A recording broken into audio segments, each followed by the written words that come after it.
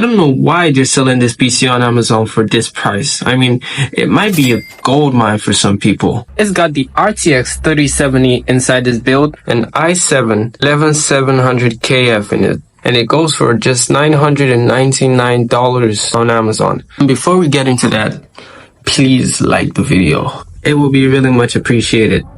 Thank you. Now back into it. I actually composed all the components of this PC, and if you were to use new parts and build it yourself, you will be spending around $989. I don't see how they're making money.